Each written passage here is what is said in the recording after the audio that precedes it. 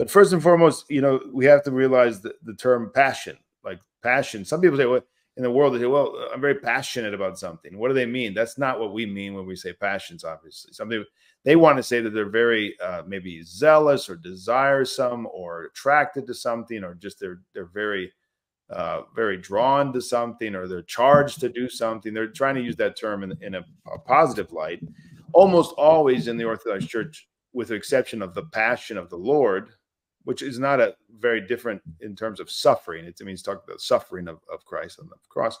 Passions are meant to describe the vices. It's another way we can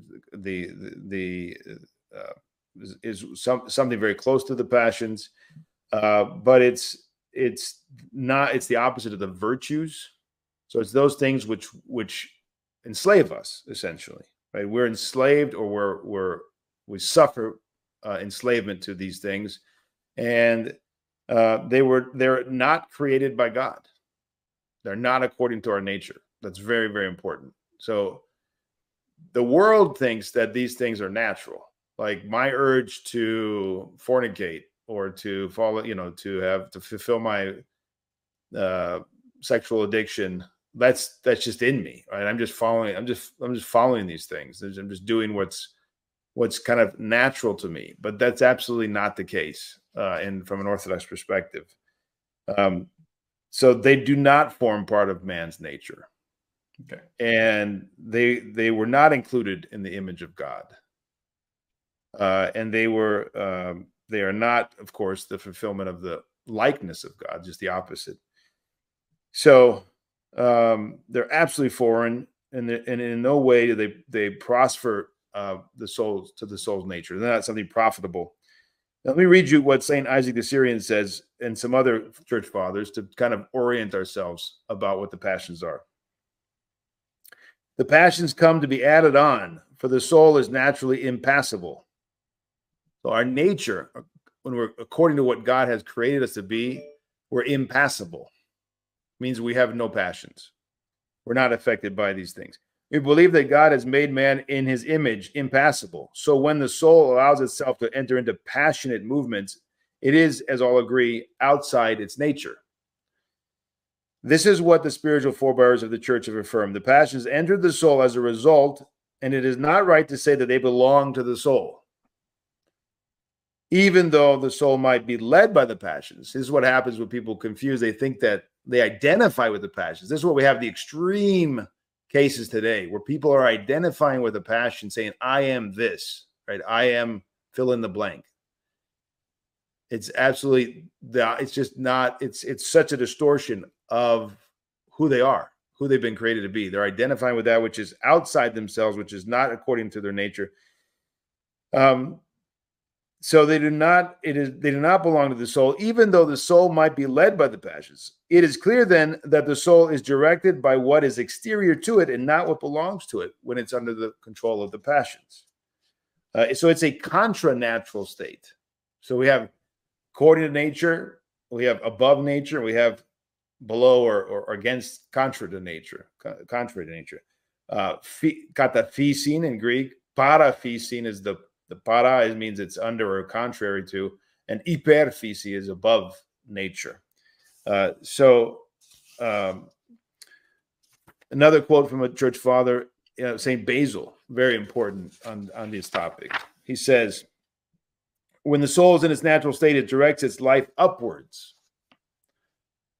When it's outside its nature, it is below and on the earth.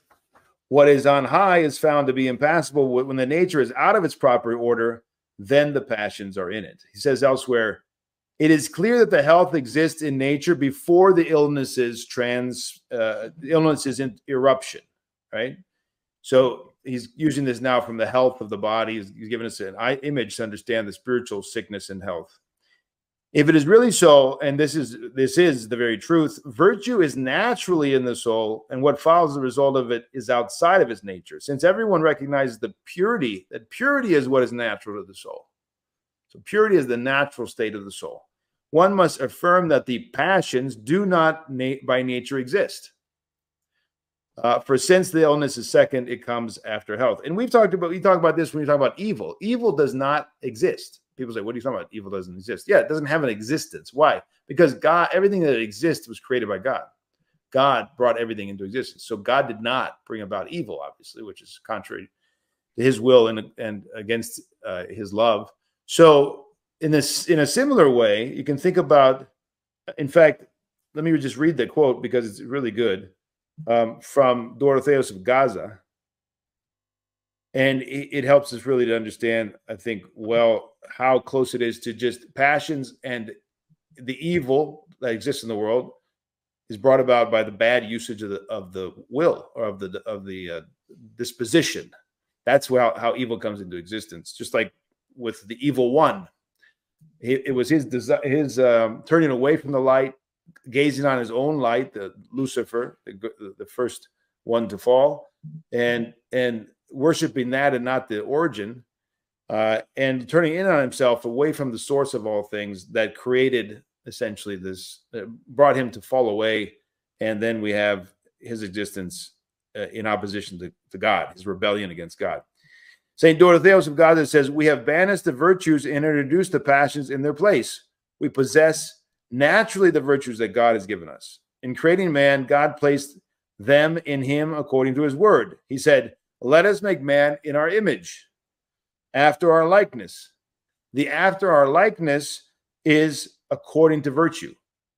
So I don't know if you've heard this expression, Daniel, but the idea of in the Orthodox Church, what does it mean to be an Orthodox Christian? What does it mean to be in the church? Well, it's to be restored to the image in baptism. The image of God is restored within us. It's been cleansed, it's been restored, and then we're on the path to likeness. So to live according to the likeness is to live according to the virtues which are natural to the soul.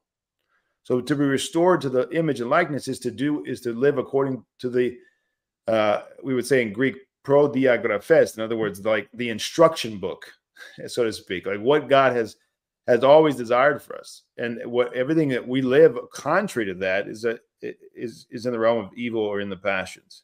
St. Dorotheus goes on, God then has given us the virtues with nature, but the passions are not natural. They have neither being nor substance. They resemble shadows that do not exist in themselves. So this reminds us of what is evil? It's like darkness. What is darkness? The absence of light. Right? So this is the same thing with the passions. Let me read that again. Passions are not natural. They have neither being nor substance. They resemble shadows that do not exist in themselves, but exist only through the deprivation of light. So passions are the absence of virtues. They're not in and of themselves. They're nothing positive about them at all. It's just a lack of what's natural to our soul. By distancing itself from the virtues through love of pleasure, the soul has brought about the birth of the passions and then established them in the soul. So distance itself from the virtues through love of pleasure. Love of pleasure. In other words, pleasure for its own sake. In other words, the base pleasures, the base desires of the fallen man.